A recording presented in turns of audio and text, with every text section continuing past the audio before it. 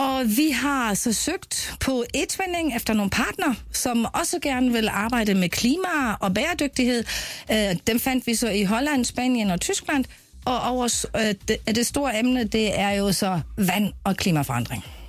På Diablo. Her til morgen har vi hyggeligt besøg i studiet. Faktisk internationale gæster. Det er nemlig fra Nymarksskolen, der jo for tiden er gang i European Green. Det er et rejsevalgfag, hvor man har 4 nationer, der deltager. Tyskland, Holland, Spanien og Danmark. Deltagerne mødes så på skift i de deltagende lande, og det er nogle af deltagerne, vi er på besøg her til morgen. Og lad os bare starte med at præsentere de mange gæster, vi har fået på besøg i studiet. Det er nemlig Sasha fra Danmark, Diana fra Tyskland, det er Isa fra Holland, og så er det altså Michelle fra Spanien. Og så dig. Ja, du er faktisk tysker oprindeligt. Ja.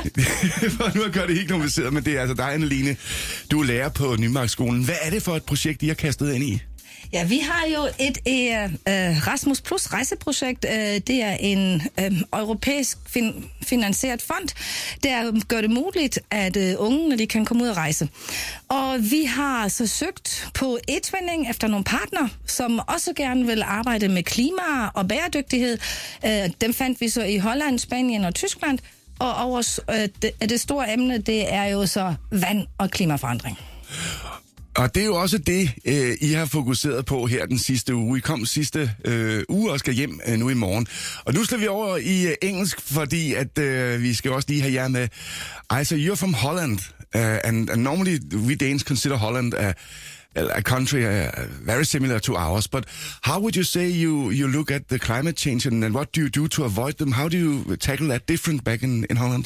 Well, in Holland, we build dikes and everything, and also dunes. But we also have like the one big dike, the Afsluitdijk, which protects our country against like big storms at sea and everything. Then we close the dike so that our country doesn't flood over. So the layout of your country have actually forced you to do these things and these thoughts maybe 50 years before the rest of us need to do it.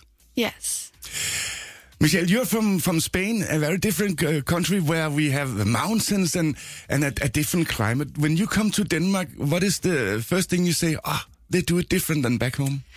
Well, a lot of things are different here from my country.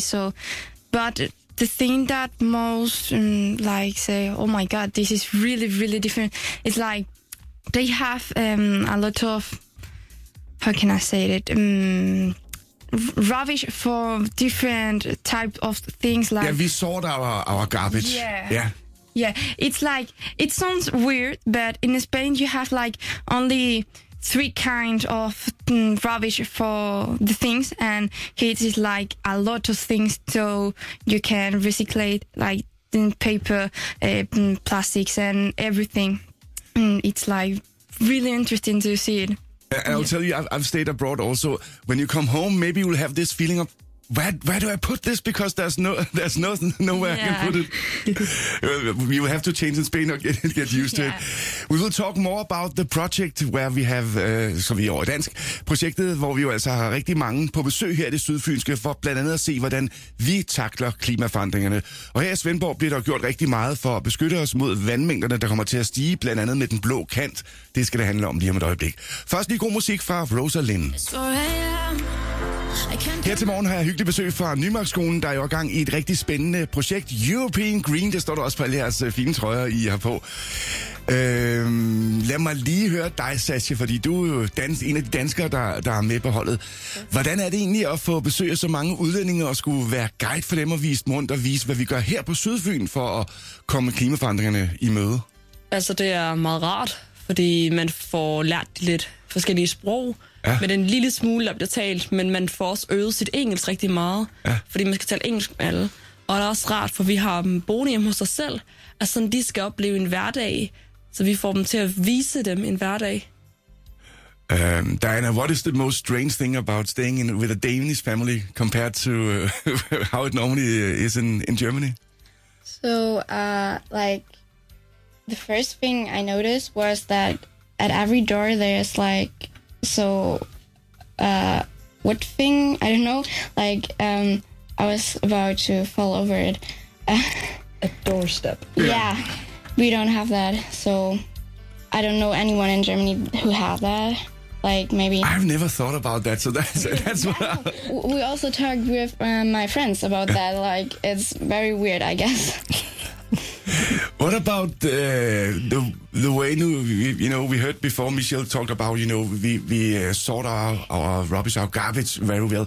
Is there anything where you say, wow, we could learn something in Germany, or somewhere where you say, I should tell the Danes how we do it back in Germany because we actually have a better way of doing it?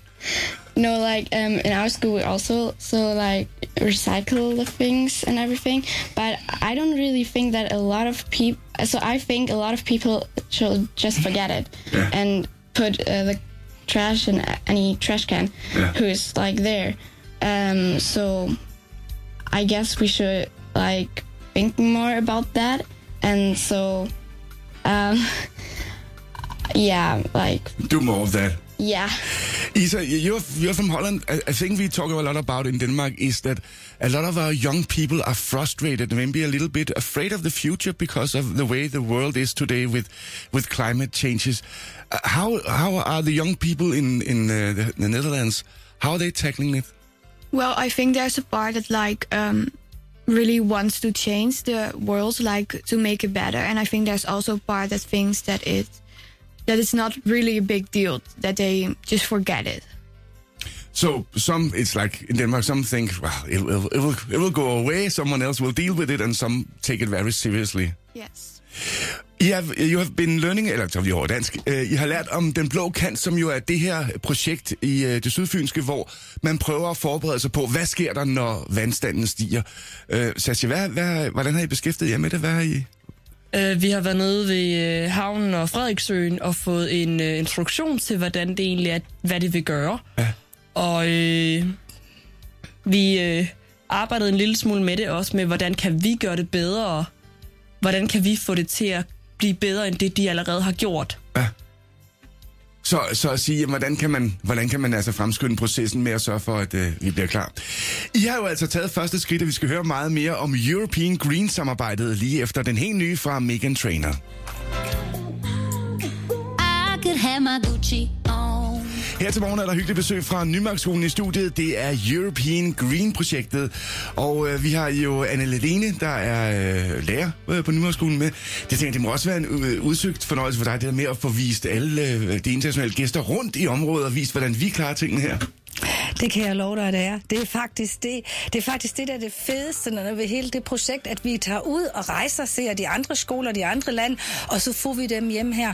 Og det er det er et kæmpe arbejde. Altså jeg tror nok, vi har arbejdet, lærerne, de har arbejdet nok omkring de 100 timer fra søndag til søndag, fordi der er så meget, når vi skal planlægge og vise dem, og vi skal jo også, vi har ikke kun ansvar for børnene, men vi har også ansvar for at give vores voksne gæster en rigtig behageligt og god oplevelse her på Sydfyn.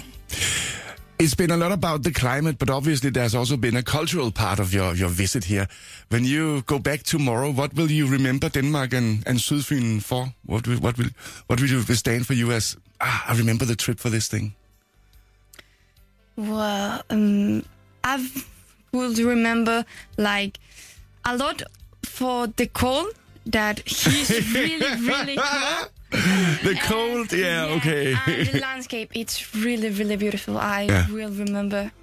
So you already got it. You're supposed to be inside and enjoying the landscape. It's too cold outside. Yeah. You're from Holland, a country that, for many things, looks like Denmark. What is the biggest difference when you go home, you think? I think the landscape, because, well, the Netherlands are like really flat, and here you have more hills and everything. We have to have mountains here on Fyn. Svanningebjerge. Only one.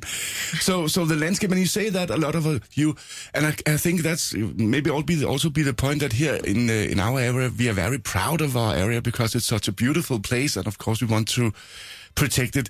Germany and Denmark is also very similar, but Diana, when you go home, what would you think? That was better or worse in Denmark?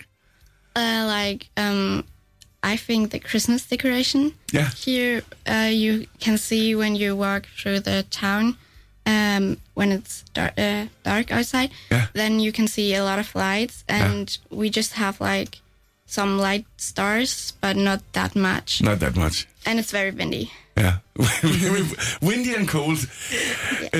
Når du ser tilbage på besøget, Sasha, her i morgen, når det er overstået, hvad vil du være mest glad for, sådan skatte som en af de bedste oplevelser, der er kommet ud af det her? At jeg har fået nogle venner i andre lande, at jeg har fået øvet mit engelsk mere, og at jeg har kunne vise, hvordan en normal hverdag for mig ser ud. At stå op og gøre klar til at komme i skole og komme hjem igen.